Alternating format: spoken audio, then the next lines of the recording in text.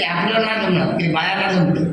बरं का इथे कन्सेशन इथे यांना आरक्षण पाहिजे. कशावर मोठं होतं आला का पुढे आरक्षण पाहिजे ना. मोठं होत फक्त बायाने करावं, पुरुषांनी नाही करायचं असं लिहिलं आहे कुठे. जीवन तुलाही जगायचं आहे आणि तुला जिवंत दोघांना जिवंत जगायचं ना. मग हे मार्ग आहे. आणि 8 दिवसांनी एकदा 8 दिवसांनी एकदा का आपल्याला उतरतो. लिहून घ्या सर्वांना, लिहून घ्या. 8 दिवसाने होत काय डॉक्टरकडे आपण जातो. डॉक्टर काय करतो, तपासतो, बॉडी तपासतो, बीपी ब्लड तपासतो नाही का, आणि रक्त काढतो रिपोर्टवर आणि तपासतो. लॅब रिपोर्ट आणतो आणि काय पाहतो की याच्यामध्ये साखर कमी आहे, याच्या रक्तामध्ये पाणी कमी आहे, याच्या रक्तामध्ये मीठ जास्त आहे, साखर जास्त आहे, शुगर म्हटलं जास्त. हे लॅब रिपोर्ट त्यावरून डॉक्टर म्हणतो आणि त्याप्रमाणे औषध नेमतो. काय देतो, ही अर्धी गोळी खायची आणि ही 1 गोळी खायची आणि हे 1 चमच ते खायचं. कधी जेवणाच्या नंतर 1 आणि जेवणाच्या नंतर 2. असं का बरं. ही योजना बुद्धाने केली म्हणून बाबासाहेब ग्रंथामध्ये वाचा शेवटच्या 549 पाठामध्ये बुद्धा त्याबद्दल एक शास्त्रज्ञ असं म्हणतो की अशा जगामध्ये कोण डॉक्टर नाही की जीवनाच्या सगळ्या नियमाचं नियोजन केलं. लोक ते नाचवून टाकतो. मग तो डॉक्टर असं सांगतो की सकाळी अर्धी गोळी, जेवणानंतर 1 गोळी आणि संध्याकाळी झोपताना 2 गोळी. का बरं हो 2 तासानंतर नाही खाल्लं तर पचेल का ते. तसंच आहे जेवण. सकाळी जेवण केलं आणि दुपारी संध्याकाळी केलं चालतं का. मोठं होतं काय मोठं होतं आहे 8 दिवसानंतर 8 दिवसाचं औषध आहे. सगळ्या लिहून घ्या. 7 आज 30 तारखेला आपण औषध घेतलं का ते 8 दिवस पुन्हा आहे. 8 दिवस पुन्हा करणार आणि 8व्या दिवशी पुन्हा आणखी तेच चांगलं. म्हणून उपवास रोज 8 दिवसांनी काय हे ट्रीटमेंट आहे. ट्रीटमेंट औषधोपचार योजना. ही अर्धी गोळी खा म्हणजे खोटं बोलू नको आणि 1 गोळी खा म्हणजे काय काम असं करू लिक्विड खा म्हणजे दारू पिऊ नको आहे ना. मग हे बुद्धाने उपाय योजना केली 8 दिवसाला एकदा खा आणि कठीण आहे का मग. आणि जेवणाचा नियम जो आहे अविकार बोलणं ते विनाकारण नको डोक्यावर तिथे पटल्या तुमच्या डोक्यावर हे जर काय म्हणते भूत बसलं ना. भूत म्हणतो भूत. ते भूत का टाक. बुद्धाने सांगितलं हत्या करायची का नाही करायची तुझं काय म्हणतं भगवंत काय म्हणतं. मान कापायची कोंबड्याची का नाही कापायची ठरवायचं कोणी. खाण्यासाठी कापायचं का मुद्दाम कापायचं तर बुद्धाने एवढंच सोपवलं. म्हणून विकार भोजन याचा अर्थ साधा असा आवश्यक तेवढं का, गरजेपुरतं का, जगण्यापुरतं का. जगण्यापुरतं खाण्यासाठी बुद्धाने नाकारलं नाही. मी भरते जमानतो 40 वर्ष सर्विस केली. किती गव्हर्नमेंट सर्विस 40 वर्ष, सिक्युरिटी गार्ड 15 वर्ष, 40 आणि 15 झाले 55 वर्ष मी सर्विस केलं. 55 वर्षामध्ये उपवास केलं. 3दा खाण्याच्या 5दा खाल्लं. मेलो का पाप झालं का. मग तुम्हाला पाप होणार.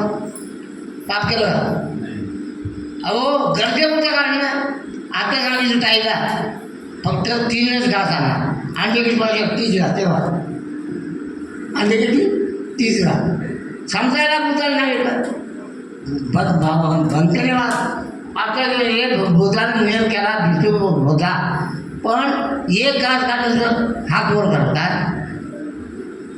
तर हात वर केल्यानंतर वाढण्याचं बंद करावं ना. तुम्ही अजून ते म्हणते 1 घास खाना म्हणजे खीर खाना बंद यार सांगा एक काय आई माझ्यासाठी एक कबर चहा द्या नाही म्हणजे दिवस चालेल का चहा कसा म्हणतात त्यामध्ये असे आपण लय हुशार सगळे आपण हुशार आहोत त्याच्यामुळे तुम्हाला काय शिकवण मिळणार मात्र एकच करा बुद्धाने सांगितलं मार्ग साधा चौका सरळ उभोट होत काय नाही एवढ्या 8 नियमाप्रमाणे करायचं नाही कोणत्या गोष्टी चोरी करायचं नाही चाळी करायचं नाही चुगली करायचं नाही दारू प्यायचं नाही चालू आणि कोण तुझं हात वर करा आजच्या विहारामध्ये असेल हात वर करा महिन्याभर दारू मी महिन्यातून 3 दिवस दारू पिलो हात वर करा का तुम्ही पिलं का मग फिजिकली तुम्हाला चुरा मेरे मध्य प्रमाणात जाणं कशाची भीती तुम्हाला कोण बोलतो म्हणणार माणूस दारू पितो कोण बोलतो म्हणणार चिन्ह पाहतो कोण बोलतो म्हणणार माणूस चोरी करतो सांगा बघा चोरी केलं त्याला पकडतो ना पोलीस तुम्ही काय करा आपण चोरी करत नाही म्हटले म्हणजे आपण सगळी शिलं पाळतो याप्रमाणे उपोषणाचा फार लाभ आहे आपल्या शेतासाठी आपल्या वडिलांच्यासाठी तुमच्या दारूवर येतात हे पण लक्षात घ्या त्या तुमच्या बहिणीसारख्या एकीचे समजा पण त्या काय विचारतात आपल्या आईला म्हातारा वयस्कर आई त्यांची आई वयस्कर ना 60-70-80 वर्षाच्या त्यांना घेऊन देतात काही येणार बघा पैसे नाही जास्त झाले 60 पैसे नाही जास्त झाले का तुम्ही देता का स्वतःचा खर्च करून येतात मी म्हणते स्वतः करून तुम्ही दिला तर घ्या ना ते पण सांगतो गोळी आता म्हटलं पैसे द्या पैसे द्या पण दिले तर नाही दिले तरी पण मी माझे असलेले पैसे खर्च करणार येणार बाबासाहेबांनी दिलेला मार्ग बंधू भगिनीनं माझी कडकड बुद्धी सोडायची अभिनेश वगैरे हा गोष्ट प्रत्येकाने घ्यायचा बहुधा नाही गुरुजी हे शांतपणा सगळ्यांनी कोणतं करा हा ग्रंथ प्रत्येकाने घ्या हे जीवन आहे काय ही घटना आहे देशाची घटना चालते देश कशावर चालतो आपण कसे जगतो मग हे संविधान आहे बहुतांचं बरोबर लक्षात घ्यायचं आपल्यासाठी आणतो एवढं जड आणणं मला वेळ आहे का परंतु का अहो प्रत्येक माणसाने हे आपला ग्रंथ ठेवा जगायचं कसं बसायचं कसं उठायचं कसं आहे ठरवलेलं आणि कोणीला भरती नाही ही कमिटी असते मीराबाई आंबेडकरांच्या अध्यक्षाखाली 2 संस्कार कमी झाल्या भैयासाहेब आंबेडकरांच्या 1 संस्कार अशा प्रकारे आम्ही नंतर आता महाबोधी महाअभियान हे आंदोलन 14 ऑक्टोबरला विराट मोर्चा जरूर सर्वांनी भाग घ्या एवढं सांगतो आणि या ठिकाणी शारदाताई यांनी फार आपल्या त्यांनी कुशल कर्म करायला ठरवलं त्याचा लाभ त्यांना म्हणला तुम्हाला नाही हे पण लक्षात घ्या तुमचा लाभ होणार परंतु त्यांना अधिक लाभ होणार का तर आपल्या वडिलांच्या स्मरणाचं हा जो संकल्प केला तो तुम्ही ऐकायलाच नको मी पण सांगितलं ताई कोणी विहारात येऊ द्या नको द्या बोलू ऐकून घ्या बनते सामान्यांनी मी सांगितलं आहे आणि ताईला सांगितलं तुम्हाला सांगतो तुम्ही सांगितल्यानंतर विहारामध्ये या नंतर नको या बौद्ध या नको या देवळूच्या धर्मावर जा नको जा बाबासाहेब मुक्तीभूमीवर जा नको त्यासाठी काय तुम्ही आपण जगतो आहोत याचा विचार करा तुम्ही आपण काय जगतो तुम्हाला धर्मभूमी आठवत नाही एकांतरी हात वर करा वर्षभरात एकदा तरी धर्मभूमी गेलो नाही हात वर करा तुझे हात वर करा धर्मभूमी जाणार कधी जाणार कधी जाणार कधी जाणार कधी जाणार कधी जाणार हां अहो धम्मभूमी कुठे आहे हां दीक्षाभूमी धम्मभूमी कुठे आहे धम्मभूमी नागपूर दीक्षाभूमी धम्मभूमी देवरोड घेतला तुम्ही आतापर्यंत 3 तास आमच्या इकडं हे डोकं कोणी ठेवलं होतं डोकं घरात ठेवलं आणि धम्मभूमी कुठे आहे देवरोडला आहे अहो दीक्षाभूमी आहे नागपूरला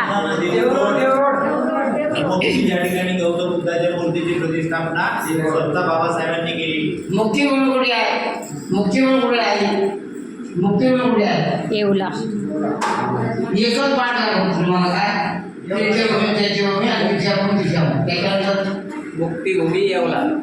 बुद्धाने काय सांगितलं लुंबिनी बुद्ध काय वाराणसी कुशीनगर ही तो चार ठिकाणी बाबासाहेबांनी सांगितलं या ठिकाणी आपण आपण जातो तुम्हाला मुक्ती पण आठवत नाही तुम्हाला मुक्ती पण आठवत नाही तुम्हाला धम्म पण आठवत नाही तुम्हाला चैतन्य पण आठवत नाही तुम्हाला बौद्ध वेळ आठवत नाही कसला अभ्यास करणार आणि काय तुम्ही शिकणार आम्ही काय तुमच्यावर पोहोचलेत नाही आम्ही काय तुम्हाला आवडत नाही आता कोणते गमावून आणि माझी आई खेळणार तुमच्याची आई आम्ही तुमच्यावर आवडलं तुम्हाला शिकवलं नाही आलो मी तुमचा एक माझा भाऊ मी तुमच्या मोठा लेख समजा नाही तर ओढण्याचा मी का कळकळले मी 1970 सालापासून हा अभ्यास करतोय तिथे तुझ्या मला तुमच्याकडे चार असेल माझी कळकळली त्या वर्षाने एकदा तर जन्मभरून गेलं पाहिजे वर्षाने एकदा तरी योगदान गेलं पाहिजे एकदा वर्षाने एकदा तरी तुम्ही मुक्तीमेळ गेलं पाहिजे आणि त्या भूमीला बोलता केलं पाहिजे ज्ञानमध्ये असं शेल्फी काढण्याचं जायचं नाही आई शेल्फी काढण्याचं नाही त्या जागे तर त्या भूमीला बोलता केलं हा बाबा तुम्ही काय केलं त्याची कुठं जाण्यासाठी करावं मी थांबतो चॅनल जायचं त्या सर्वांच्या वतीने कौतुक करतो आणि मी समाधानाने बघतो आता कुठलं डोंगरी आपण गेला बा असं दर वेळेला मी आठवण का बोलत चालत जायचं